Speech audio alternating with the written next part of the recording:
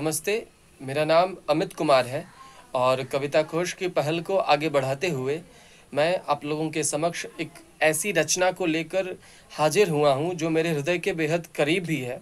और इस करीबी का कारण आपको शायद कविता पाठ सुनने के बाद स्पष्ट भी हो जाए।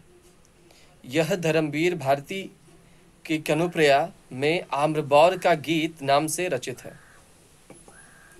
यह जो मैं कभी कभी चरम साक्षात्कार के क्षणों में बिल्कुल जड़ और निस्पंद हो जाती हूँ, इसका मर्म तुम समझते क्यों नहीं सावरे? तुम्हारी जन्म जन्मांतर की रहस्यमय लीला की एकांत संगिनी में इन क्षणों में अकस्मात तुमसे पृथक नहीं हो जाती मेरे प्राण। तुम यह क्यों नहीं समझ पाते कि लाज सिर्फ जिस्म की ही नहीं, मन की भी होती है।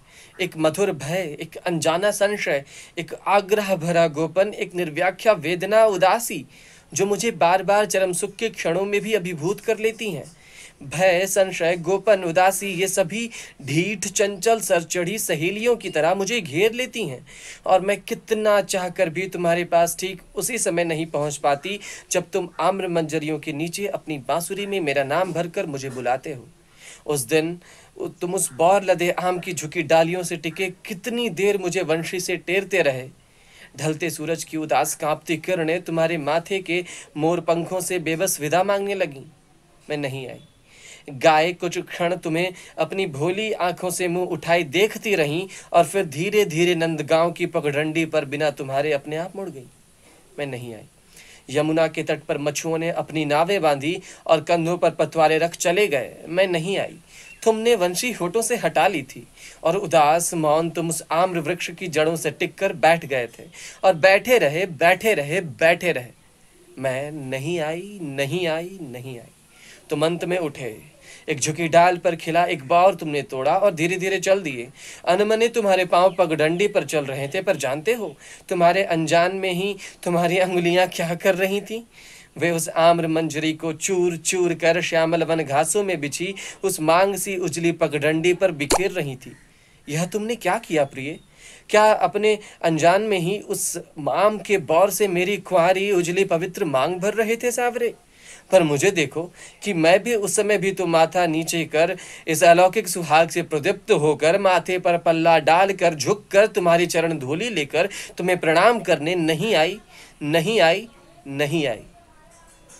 पर मेरे प्राण, यह क्यों भूल जाते हो कि मैं वही बावरी लड़की हूं ना, जो कदम के नीचे बैठकर जब तुम पोई की जंगली लतरों के पके फलों को तोड़कर मसल कर उनकी लाली से मेरे पांव को महावर रचने के लिए अपनी गोद में रखते हो, तो मैं लाज से धनुष की तरह दोहरी हो जाती हूँ। अपनी दोनों बाहों में अपने घुटने कस मुंह फेर कर निश्चल बैठ जाती हूँ। पर शाम को जब घर आती हूँ तो निभृत एकांत में दीपक के मंद आलोक में अपनी उन्हीं चरणों को अपलक निहारती हूँ। बावली सी उन्हें बार बार प्यार करती हूँ। जल्दी जल्दी मैं अधबनी महावर की रेखाओं को चारों ओर देखकर धीमे से चूम लेती हूँ। रात गहरा आई है और तुम चले गए हो और मैं कितनी देर तक वहां से उसी आम्र डाली को घेरे चुपचाप रोती रही हूँ जिस पर टिककर तुम मेरी प्रतीक्षा करते हो।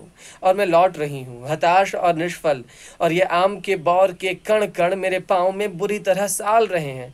पर तुम्हें यह कौन बताएगा सांवरे कि देर में ही सही, पर मैं तुम्हारे पुकारने पर आ तो गई। और मांग सी उजली पगडंडी पर बिखरे ये मंजरी कण भी अगर मेरे चरणों में गड़ते हैं तो इसलिए ना कि इतना लंबा रास्ता कितनी जल्दी जल्दी पार कर मुझे आना पड़ा है। इसलिए कि और कांटों और कांकरियों से मेरे पांव किस बुरी तरह घायल हो गए हैं। यह कैसे बताऊं तुम्हें कि चरम साक्षात्कार के ये अनूठे क्षण भी जो मुझे कभी कभी मेरे हाथ से छूट जाते हैं, तुम्हारे मर्म पुकार जो कभी कभी मैं नहीं सुन पाती, तुम्हारी भेंट का अर्थ जो नहीं समझ पाती, तो मेरे सांवरे लाज मन की भी होती है। एक अज्ञात भय, अपरिचित संशय, आग्रह भरा गोपन और सुख के क्षण में भी घिर आने वाली निर्व्याख्या उदासी, फिर भी उसे चीर कर देर में ही आऊंगी प्राण। तो क्या तुम मुझे अपनी लंबी चंदन बाहों में घेर कर बेसुध नहीं कर दोगे? शुक्रिया।